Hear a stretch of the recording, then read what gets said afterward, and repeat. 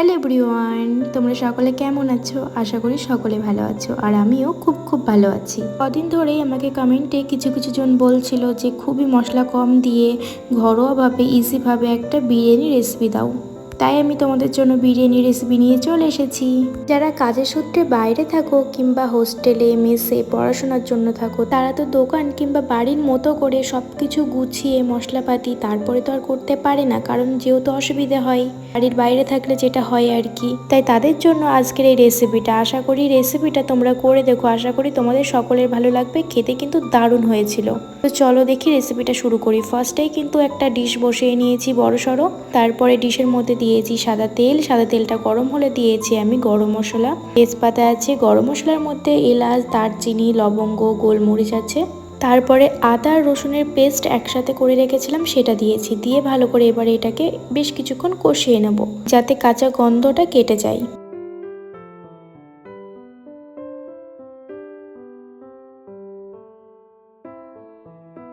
বেশ 10 থেকে 20 মিনিট ধরে আমি কিন্তু মশলাটাকে কষিয়ে নিয়েছি, ভালো মতো গন্ধটা কেটে গেছে। এবারে দিচ্ছি চিকেনের পিসগুলোকে একটু বড় বড় রেখেছি আমি। তোমরা চাইলে মানার মতো একটা সাইজ করে নিও, এর থেকে বড় করতে পারো কিংবা ছোট করতে পারো, কোনো অসুবিধে নেই।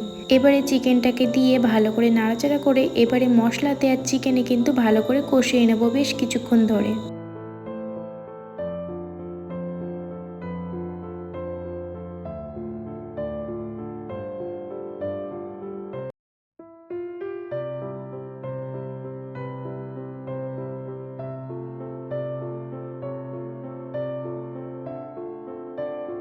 বেশ কিছুক্ষণ কষিয়ে নিয়েছি। এবারে অ্যাড করব এখানে আমি 1 বাটি ফেটিয়ে নেওয়া দই।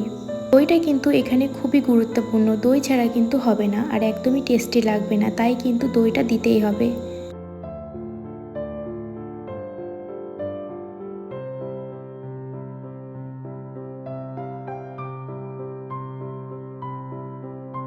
দই দিয়ে কিছুক্ষণ নাড়াচাড়া করে নিয়েছি। এবারে অ্যাড করছি এর মধ্যে বিরিয়ানি মশলা, তারপরে অ্যাড করছি ধনে গুঁড়ো, হালকা পরিমাণ মতো আমি এখানে জিরে গুঁড়ো অ্যাড করেছিলাম। তারপরে দিচ্ছি কাশ্মীরি লঙ্কা গুঁড়ো, হলুদ গুঁড়ো, পরিমাণ মতো নুন, আর দিচ্ছি গোটা গরম মশলা। একটু ফ্রাই করে নিয়েছিলাম গরম একটা তাওয়াতে, দিয়ে সেটাকে গুঁড়ো করে নিয়েছি, তাতে স্মেলটা কিন্তু দারুণ হয়। ওটা গরম মশলার মধ্যে সব রকম এখানে দেওয়া আছে, তার মধ্যে স্টার ফলও আছে, জায়ফল আছে, গোলাপের পাপড়ি আছে, আরও বিভিন্ন ধরনের, যেগুলো বিরিয়ানিতে ইউজ করা হয়। চাইলে তোমরা খোলা কিনে নিতে পারো কিংবা প্যাকেটও পাওয়া যায়, প্যাকেট কিনে নিতে পারো মার্কেট থেকে। এই মশলাগুলো ইউজ করলে কিন্তু দারুণ একটা স্মেল আসে আর একদমই দোকানের মতো ফ্লেভারটা আসে। এই বিরিয়ানিতে মারাত্মক একটা মিরাকেল আছে। হতে পারে এটা এইভাবে করছি ঠিকই, একদম ইজিভাবে। এটা যে এত সুন্দর খেতে হয়েছিল, সত্যি বলতে আমিও ভাবিনি যে এতটা সুন্দর হবে খেতে। আমি একটা সত্যি কথা বলছি, রেসিপিটা খাওয়ার পর আমি সত্যি বিশ্বাস করতে পারছিলাম না যে এত অল্প উপকরণে এত টেস্টি বিরিয়ানি হয়েছিল। একদমই মনে হচ্ছিল স্পাইসি একদম দোকানের বিরিয়ানি, এত সুন্দর লাগছিল খেতে। চেষ্টা করো কিন্তু অবশ্যই রেসিপিটা করা, তাহলে বুঝতে পারবে। চলো তাহলে রেসিপিতে ফিরে যাই। আবার মশলাগুলো দিয়ে ভালো করে নাড়াচাড়া করে নিয়ে কিছুক্ষণ পর অ্যাড করলাম এর মধ্যে গোটা কাঁচা লঙ্কা, দিয়ে আবারও কিছুক্ষণ নাড়াচাড়া করে নিচ্ছি বেশ কিছুক্ষণ ধরে। কিছুক্ষণ ধরে নাড়াচাড়া করে নিয়েছি। এবারে ঢাকা দিয়ে দিচ্ছি একটু কষানোর জন্য চিকেনটাকে। খানিকক্ষণ পর আমি ঢাকাটা খুলে নাড়াচাড়া করে নিচ্ছি আর দেখলাম পুরোপুরি কিন্তু চিকেনটা কষে গেছে। এবারে এর মধ্যে অ্যাড করব আমি গরম জল। চালের পরিমাণ অনুযায়ী কিন্তু আমরা জলটা অ্যাড করব। অবশ্যই কিন্তু চালের পরিমাণটা কিন্তু ভেবেচিন্তে নেবেন আর তার সাথে কিন্তু জলটাও ভেবেচিন্তে নেবেন।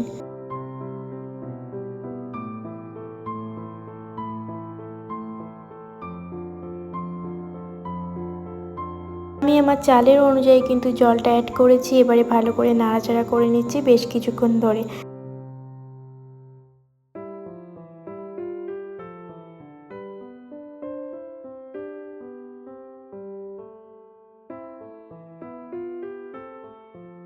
চিকেনটা তো আমি তুলে দেখাচ্ছি, দেখেছো কতটা কষে গেছে, একদম পারফেক্টভাবে চিকেনটা রেডি। এবারে কিন্তু তৈরি করতে হবে বিরিয়ানিটা, কি তাই তো? তো একটু সামান্য অ্যাড করে দিচ্ছি আমি চিনিটার জন্য কিন্তু টেস্টটা খুব ভালো আসে, স্বাদের ব্যালেন্সটা একদম পারফেক্ট হয়। ব্যাস, এবারে একটু নাড়াচাড়া করে নিয়ে আমি ঢাকা দিয়ে রেখে দেবো কিছুক্ষণ ফোটার জন্য। ফুটে উঠলেই এর মধ্যে অ্যাড করব আমি চালগুলো। যেহেতু চালগুলো আমি আগে থেকে জলে ভিজিয়ে রেখেছিলাম, এবারে এই জলের মধ্যে কিন্তু আমি চালটাকে দিয়ে দেবো একবারে। রেসিপিটা কিন্তু একটু ইউনিকভাবে করছি, এভাবে তোমরা করো, দেখবে খুব সুন্দর হবে খেতে। তো সবগুলো চাল আমি এর মধ্যে দিয়ে দেবো এবারে একে একে। এভাবে রেসিপিটা বানালে কোনো ভয়ের কারণ নেই। অনেকের মনে হতে পারে যে চালগুলো ভেঙে যাবে কিংবা দলা পাকিয়ে যাবে, বিরিয়ানিটা ঠিকঠাক ঝরঝরে হবে না। আর বিরিয়ানি ঝরঝরে না হলে কিন্তু খেতেও ভালো লাগে না, তাই তো? কোনো টেনশন নেই, এই নিয়ে আমি তোমাদের 100% গ্যারান্টি দিতে পারি, একদমই ঝরঝরে হবে বিরিয়ানি। হ্যাঁ, আমি কথা দিচ্ছি। কথা বলতে বলতে কিন্তু বিরিয়ানির চালটা রেডি হয়ে গেছে। একদম পুরোপুরি রেডি হওয়ার একটু আগেই আমি তোমাদের তুলে দেখাচ্ছি, তার কারণ আমি আবার দমে বসাবো। তো দমে বসানোর জন্য এবারে আমি রেডি করছি। এখানে সিদ্ধ করে নেওয়া আলুগুলোকে আমি বসিয়ে দিচ্ছি সাজিয়ে। এরপরে আমি অ্যাড করব এর মধ্যে গরম মশলা গুঁড়ো। অবশ্যই কিন্তু যে গরম মশলাটা আমি হাতে বানিয়ে রেখেছিলাম সেটাই এখানে অ্যাড করব, স্মেলটা ভালো আসার জন্য। তারপরে একে একে এর মধ্যে অ্যাড করব ঘি পরিমাণ মতো। ঘিয়ের পরিমাণটা বেশি দিলে আরও টেস্ট আসবে বেশি, স্মেলের পরিমাণটা বেশি বেরোবে।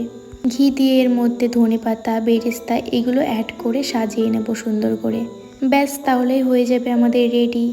তো দমে বসানোর আগে এভাবে কিন্তু সুন্দর করে একটু সময় নিয়ে কিন্তু রেডি করে নিতে হবে।